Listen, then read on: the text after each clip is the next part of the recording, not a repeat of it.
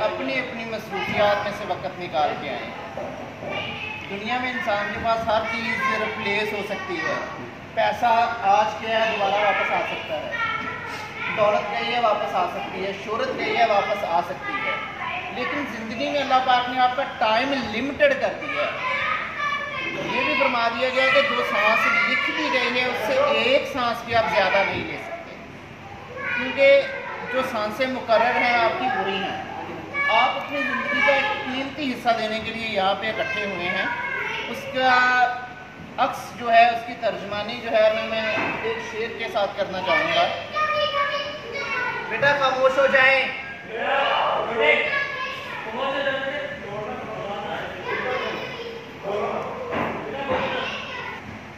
طوفان میں کشتی کو کنارے بھی ملتے ہیں, طوفان میں کشتی کو کنارے بھی ملتے ہیں, جیون میں انسان کو سہارے بھی ملتے ہیں. مانا کہ دنیا میں سب سے پیاری ہے زندگی, مانا کہ دنیا میں سب سے پیاری ہے زندگی, مگر کچھ لوگ زندگی سے پیارے بھی ملتے ہیں.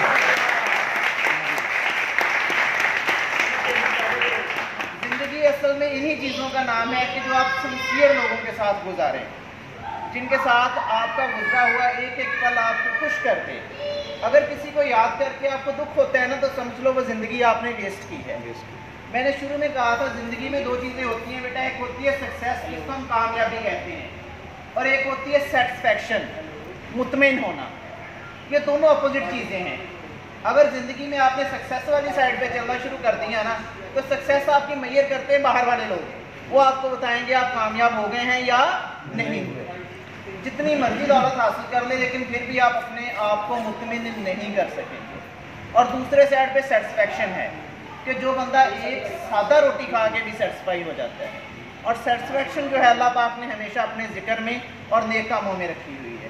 اور آپ کو یہی ایڈوائس دوں گا کہ زندگی میں سکسیسفل ہو یا نہ ہو لیکن آپ لوگوں نے سیٹسفائڈ ضرور ہو.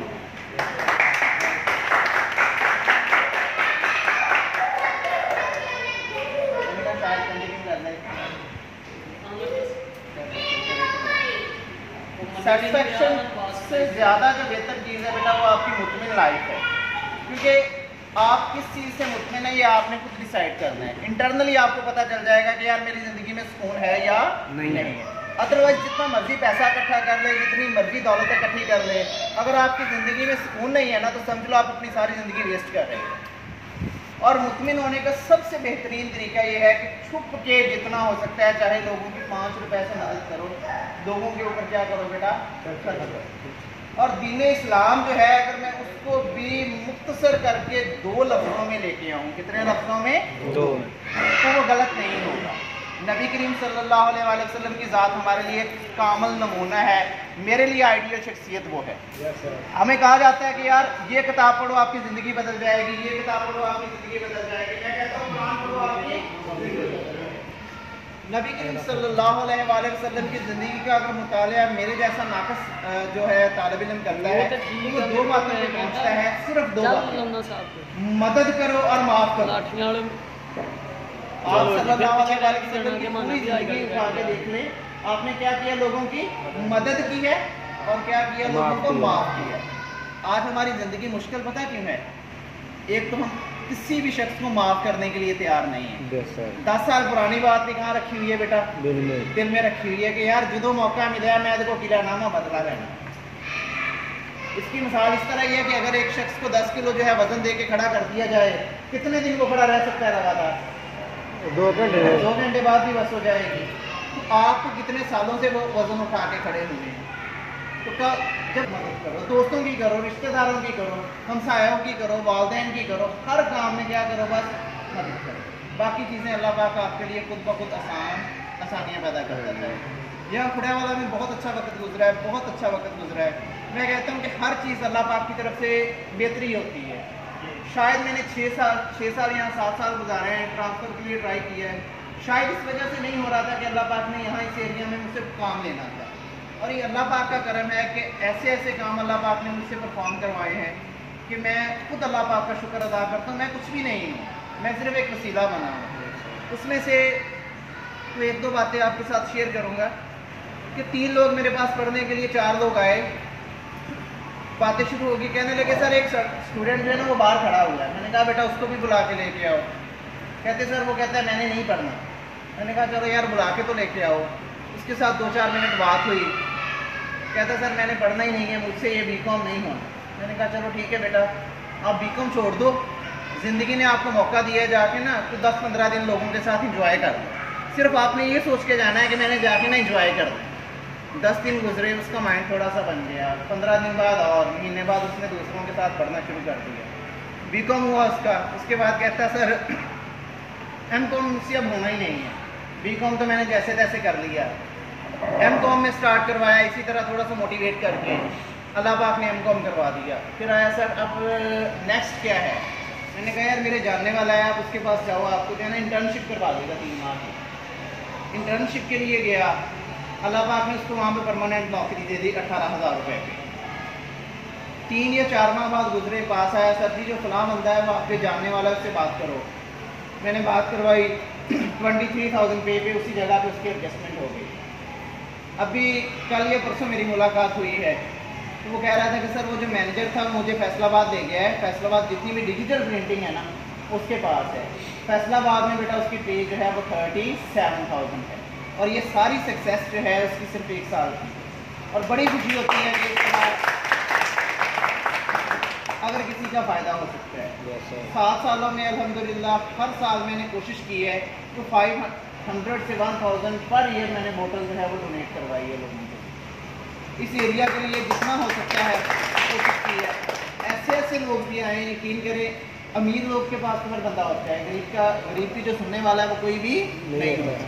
لوگ رو رہے ہوتے ہیں, اس کے والدین کسی کا بھائی جو ہے ہاسپٹل میں ہے لیکن اس وقت اس کی کو بات سننے کے لیے تیار نہیں ہے. تو یہ جو چیزیں ہوتی ہیں یہی انسان کی لائف کو سیٹسفائڈ کرتی ہیں, یہی انسان کو مطمئن کرتی ہیں.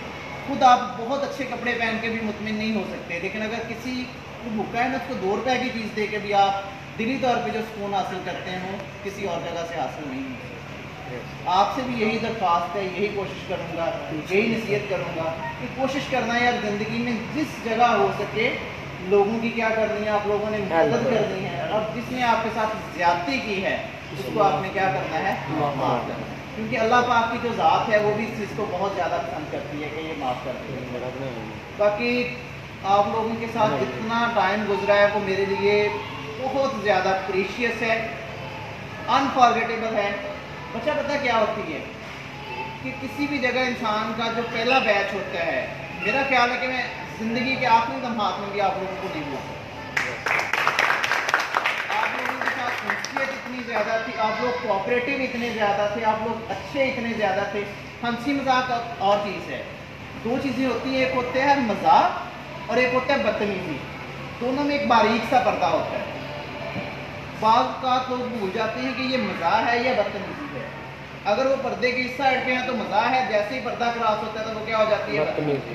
تو آپ کی کلاس میں بیٹا ماشاءاللہ مزاح بہت زیادہ تھا لیکن کبھی کسی اسٹوڈنٹ میں بدتمیزی نہیں ہے, اور یہ بہت اچھی بات ہے, بہت ہی اچھی بات ہے. مزاح جو ہے نا وہ لوگوں کو انٹرٹین کرتا ہے, لیکن جو بدتمیزی ہے وہ دوسروں کو ڈیگریڈ کرتی ہے, اس کے دل میں حسد اور اس کے دل میں نفرت پیدا کرتی ہے. اور ہمارا کام بیٹا پڑھے لکھے ہونے کا یہ ہے کہ ہم نے نفرتوں کو ختم کرنا ہے اور محبتوں کے لیے ہونے کا.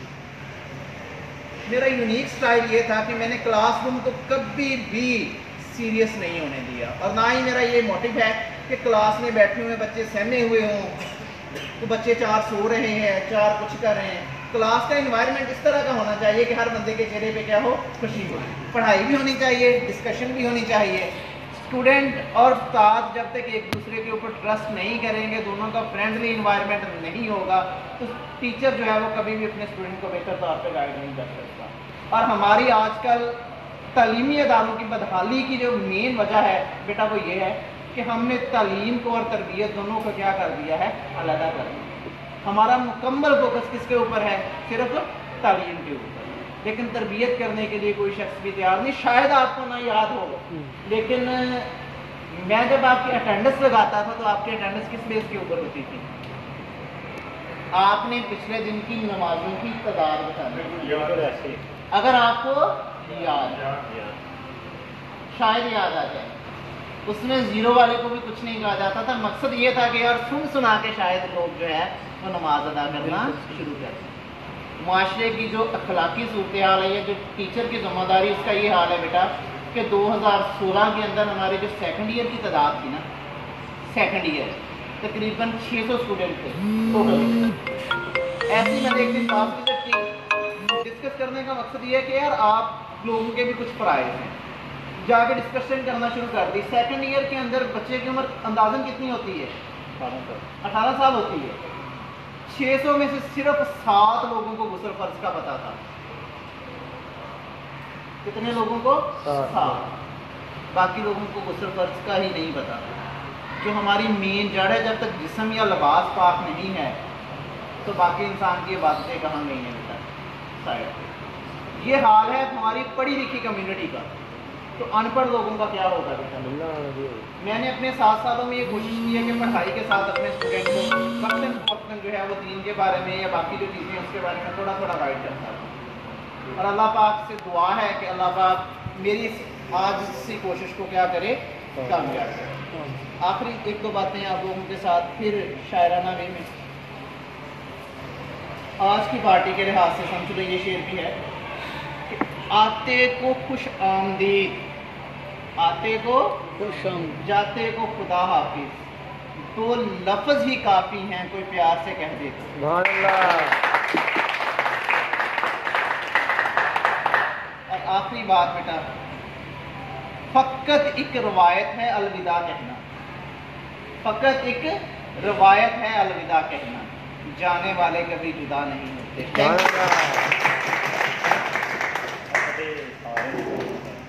تھینک یو بیٹا.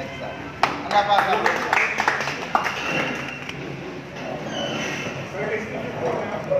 کیا بیٹا پرسوں انشاءاللہ فضل بیٹا میں چاہتا ہوں بیٹا یہاں سے اس کے ساتھ ہر 2 بچوں کے ساتھ میں ایک یادگار تصویر ہے. خاص کر آپ